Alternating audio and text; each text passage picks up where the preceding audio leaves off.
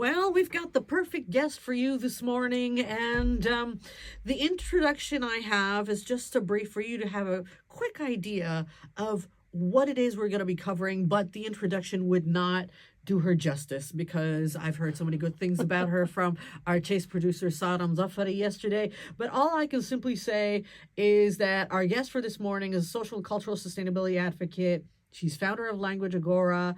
It's basically a project that connects Qatar's diverse community through language and culture. Not only that, she's into sustainability. She leads what is called Sustainable LLC and a lot more.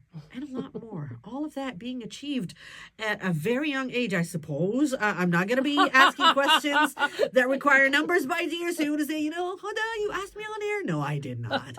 I'm talking about the lovely lady I have in the studio with me this morning. That's Rina Nasser. Top of the morning to you. Good morning. Good morning to you, Huda. Good morning to the listeners. I'm very glad to be here, and thank you for having me over. Well, the honor and pleasure is ours. Can you tell us a little more about yourself? Sure. Okay. I actually come from an interior design background. I studied interior design in the States, and I practiced in Abu Dhabi in Jordan. I had my own practice. Then I went and did a master in Spain. So I was able to teach at the university in Jordan for about maybe 7-8 years. And then I came to Qatar. I started working as a project manager for engineering company, and I worked a little bit in the embassy sector for translations because I'm multilingual. And then I decided that I wanted to do a master in sustainability science, which I like, and I wanted to learn more about it. I had a lot of curiosity. So I went... How did you discover that love of sustainability inside of you after, pursuing a career that is not that much connected to sustainability? In fact, actually, the design does connect to sustainability in a way, not per really? se in education as we learned it that way, but actually because you really need to be sustainable in many different aspects. Sustainability is not only about environmental, by the way. It has many principles or pillars, like it can be economic. The tools you use for design, you mean? No, I mean the sustainability itself. It is economic, it is social, it is environmental. So people mix it up. Sometimes they only connect it to the environmental aspect. And that's how it started, the terminology. And that's why we have you here today, you see, so we can get the clarity. Basically, I was always curious. It was becoming like a very famous and fashionable terminology. And I wanted to learn more about it. So I applied for a master to go to Sweden, to the University of Lund. And I did a 2 years master. And I was more inclined towards the social sustainability because it deals with people, with inclusion, diversity, and inclusion of the diversity, equity, justice, and integration. And I worked with an NGO there for about 1.5 2 years almost. I worked with the expat community that are English-speaking, the professional community, and as well as the asylum seekers and the refugees and the immigrants there. Yeah, so we that did must projects. have been an exceptional experience. Yeah, actually, I really like that. It's more of a social work experience, but from a sustainability aspect, where we provided them with projects to integrate them into the Swedish society, and that's what I really felt. That's where I felt I belonged. I strongly believe that the projects they came up with have been maybe a lot more impactful than other parts of the community. Yes, definitely, because you deal with actually making the people feel that they are included, that they are part of the society. Who actually know what they need. Yeah, exactly. And bring it to life. Exactly. And also there were some programs and projects that we did to actually make their life easier, like teaching kids and adults how to ride bicycles, because there's a lot of in Sweden, everybody almost rides bicycle, and a lot of people come, they don't know how to do that. So that's a good way to be integrated and to use it as a means of transportation that's not expensive and that can get them everywhere, Without harming the pollution. Exactly. Without polluting the air. Yeah. And also a lot of projects about maybe giving them, teaching them, like I had a project there that I conducted was to teach the adults English who never spoke English before. They were either Arabic speakers or Persian or Turkish. English speakers. Is this where the language Agora came from? No, actually, the language Agora came from what I was doing as a language cafe, where we gather people and we sit and we speak different languages. Is it located here in Qatar? No, now when I came to Qatar, I wanted to recreate that. I actually gave it a big twist, because when I came to Qatar, I noticed that it is so full of multicultural, multilingual people, but they don't meet. It's one of the strongest factors that make Qatar stand out. Exactly. And I'm like, where do these people go? There are pockets, cultural pockets, Each community is with its own people, but people don't communicate. They don't actually interact. They don't integrate. They don't, there is nothing that brings them together. So that's where I thought that I need a platform for people to build a community where people can come Did safely. you see us at the World Cup coming together? I think so. I think this was a turning point in Qatar's social sustainability aspect, sociocultural, I would say. This, I commend Qatar for doing that, because not only did they bring people together and it was very cohesive and very friendly, however, they also sustained their own culture. They did not compromise. Qatar did not compromise its culture, nor values, nor traditions, nor and they religion. excelled in exemplifying sustainability at its best. Exactly.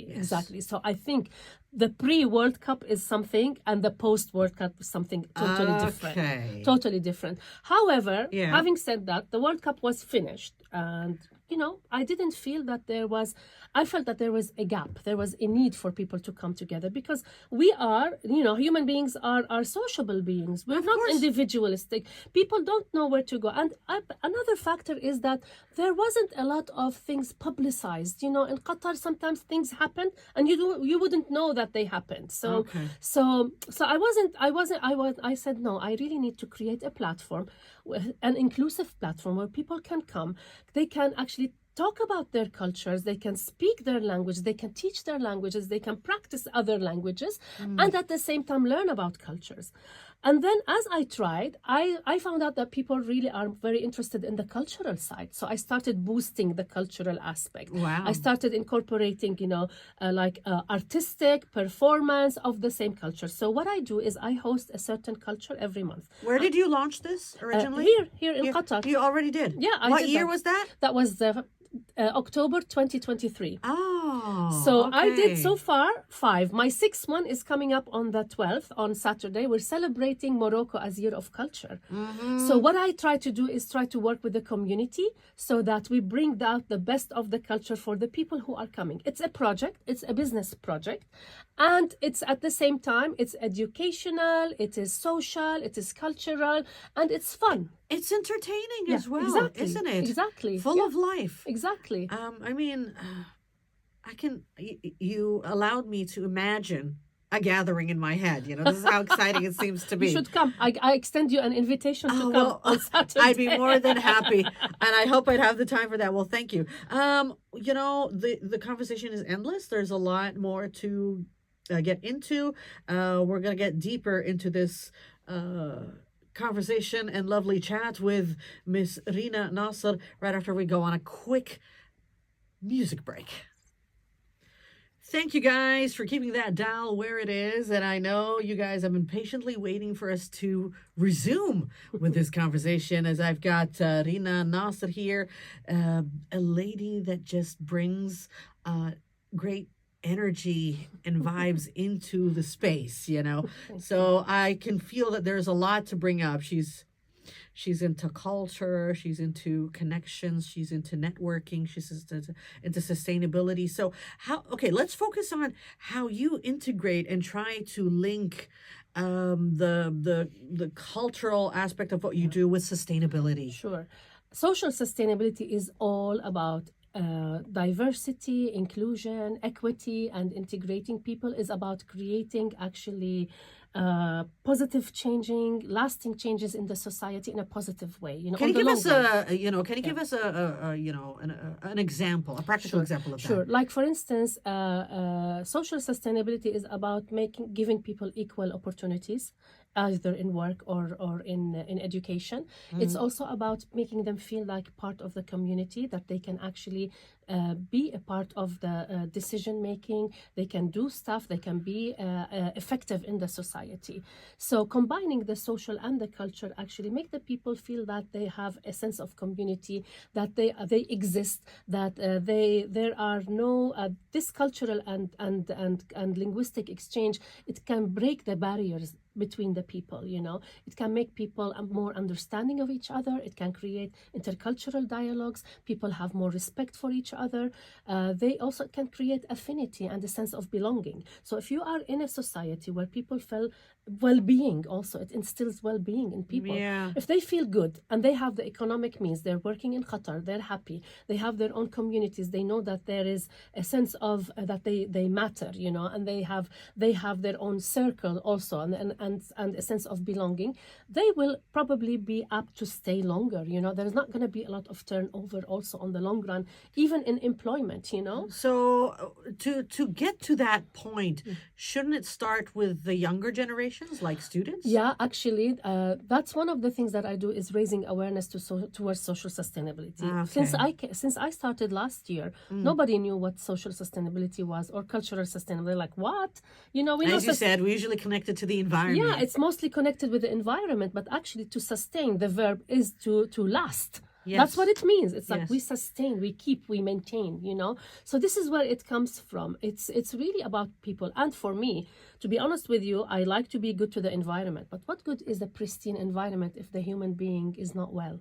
The well-being, True. So I really hit on the human capital as that's the people. The core of it. Exactly. The people have to feel good. They have to be well. They have to have opportunities. They have to feel. They have to feel their essence. That they are important as well. And to connect, we need the connection. Human beings need the connection. We're not despite of the differences. Exactly. Actually, the differences and the variety and the diversity is what's beautiful, because I learned from you, you learned from me. I mean, imagine if we lived in a world where we all looked the same, ate the same, liked the exact same stuff, did the exact same thing. That would be absolute boredom. Exactly. And there's nothing to discover. There's nothing to explore. Yeah. Why would we even want to connect to begin with, But having said that, Huda, we humans are more similar than different, despite our other differences.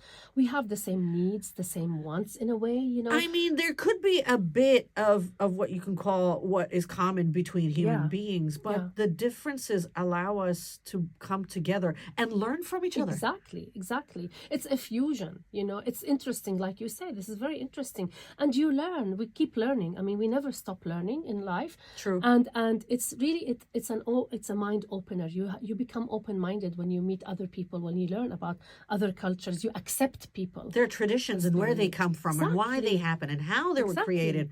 Exactly. And then you get less conflicts in the world if more people are understanding, if there is intercultural dialogue, then there is no need for conflicts, then people are more apt to actually be on good terms and feel good and be productive. So I think there is a lot of it that has to do with how people thrive in the society and what they can do to the society and what the society can give back to them. But okay, this is what Language Agora does, but I want to put a focus on the Sustainable LLC. Yes. How is the how is its mission different from Language Agora? Language Agora, or are they both integrated? Yeah, that's what they are, because Language Agora is a project that I started focusing mainly on integration through culture and language by providing immersive, recurrent events, for people to come together, practice languages, learn about each other's cultures. However, Sustainable is it's the mother, it's the company that I actually registered. So it has to do with consultation, sustainability consultation. What I try to do is with Sustainable is raise awareness to the need of us to go towards sustainable practices, whether it's social, cultural, or environmental as well. What sustainable practices, based on your wide experience and knowledge in this field, do you think that we lack? You mean here in Qatar? Yes. Actually, I think that... So we can put a focus on that. The government has done a lot of work throughout the years, and especially recently, and I will allude to this point later on as well. Okay. But, however, we need community work. a lot of community work, I think. Sustainability has to be accomplished via two means, either top down from the government and the mandates and legislations and regulations and policies, and bottom up from the people. And I think now we're witnessing a lot of transitions towards community-based work, initiatives, volunteer work. A lot of people are actually coming together to do things, which is really nice. And I think this is where it starts. And for me, the most important place to teach sustainability is the home. And the schools, that's where you learn. How do you start? Okay, you've got kids at home. Yeah. How can I start off? Okay, it's just a slice of life, small bites, little by little. You teach them. We don't want to use plastic bags because plastic is harmful. It can end up in the fish's belly. Something very simple that they can actually relate to. Mommy, when you leave the room, turn off the light. Do not open the water faucet, to the maximum. We have to save energy. We have to save water. It's not only about economics, but they need to have. If you notice that the faucet is leaking, maybe we need to fix those leaky faucets. Yeah. Also, another factor, very big factor that I think we need to work on is that we have turned into huge consumers. We just consume, buy. We don't fix things anymore. We don't repair. We don't borrow. We don't lend. We don't wear. We don't do these things anymore. If it's broken, we just throw it away and we buy another one. Yeah. Clothes, they used to be hand-me-downs. In the old days, our parents lived more sustainable lives, I would say, than us. They lived a good life, but there was no excess that is unjustifiable. Excess of everything. Everything is accessible. I can buy this, I can buy that. I don't want this, I'll buy two of this. Why is that? I think there needs to be a mind shift. That's where it works. You have to change the people's mindset. It all starts in the head. You need to tell them, no, we have to care for the environment. We have to care for us. We have to care for the resources. And we need to think of the coming generations and what kind of lifestyle they'll have to live because of our wrongdoing. So if we don't change our ways, it's going to affect them. Exactly. This is what sustainability is about, is to live a good life. A good life, but not to compromise the resources for the upcoming generations. I mean, that's the exact definition of sustainability. And it could be simple things, as you said. I mean, taking a reusable cup to your usual coffee shop when you want to get a cold or hot latte instead of using those plastic. Well, thank you. Look at that's a cool one. Pretty classic and plain. I got mine right behind me. So I mean, there's no shame in that. You're saving the waste of plastic cups and plastic straws every single time. Each and every person can make a difference. Yeah. And also, even plastic takes years to disintegrate, to decompose, sometimes 500 to 1,000 years. And it gets thrown into the sea. It turns into microplastics. Exactly. We affect sea life and fish. We eat that fish. It's harming us. It's harming the environment. Exactly. Why do all of that? Yeah. So I think it's little things, and kids are very receptive. They're very clever. Very receptive, and they would actually do research, and they would do their own projects, and it would actually take them very far. However, we also have, I noticed a gap in the university and then the post-university. In what sense? In a sense of the awareness, towards the environment, in the sense of being sustainable. When they start working, they think, oh, well, I'm earning my own money. I can buy, blah, blah, blah, blah. Well, it's that logic that needs to shift. Yes, exactly. And you need to feed their minds with the proper knowledge. Sure. Because as you said, they try to do it the lazy way or the easy way. If this is ruined, I'll simply buy another one. Sure. If this doesn't serve me well, I'll throw it away and replace it with something else. Yeah, sure. Can we think of others who would be in need? Yeah, exactly. And it's also, to have a cohesive culture or a cohesive society, you really need to be mindful of other people. It's even mentioned in all religions that whoever has can give to the people who don't have. So if you come from a religious background, then you have it there. If you come from a social background, you need to feel with the other people. If you don't want this at all, come from an environmental perspective, then it is really it is good and conducive to give to others, like you said, Huda. Totally. To wrap up this interview, Miss Rina Nasser, I wish we had more time. How do you, as an expert, envision the future of sociocultural sustainability in the country? Okay. I can see a lot of promising initiatives. Sure, yeah. But what do you see? Actually, what I see from, especially like from the Qatar vision, the 2030 vision, I think they are on the right track. And about 6 months ago, it was released the third national strategy also, which emphasizes what needs to be done in between 2024 and 2030. So I think on the top down, they're going the right direction. It's all about economic development, human development, social development, environmental development, knowledge-based economy. Exactly. It's all about what we can do to develop and to get to the sustainable development goals as well. So I think in this aspect it's going well, because also there is a lot of emphasis on sustainable projects, on initiatives, on community-based initiatives, on health and human health. There's a lot of also integration of digital integration into the systems, inclusion of the less favored maybe portion of the society as well. Have you seen the latest health facilities in huge hospitals like Aisha bint Hamad Al Atiyah Hospital, Al Khor Hospital, Hamad General Hospital? Every single corner does contribute to sustainability. Exactly. And I love that. Exactly. I think they're going in the right direction. I think the society needs to do a little bit more. There should be more contribution from us. I think so. The everyday people. And the education is really going well. I mean, there's beautiful educational, facilities here. They also do a lot of initiatives as well. However, I think the people, the expats, I think everybody needs to come together. I see it the way I envision it as a big melting pot of people who are living cohesively and doing the best they can, to actually live the economy, to contribute to the economic and social and cultural sustainability of Qatar. That's how I see it. We need 10 carbonated copies of you, Rina Nasser, and place you in every region of the country. And I think that will have such an influence. Thank you, but that's too much. Because you allow others to grow.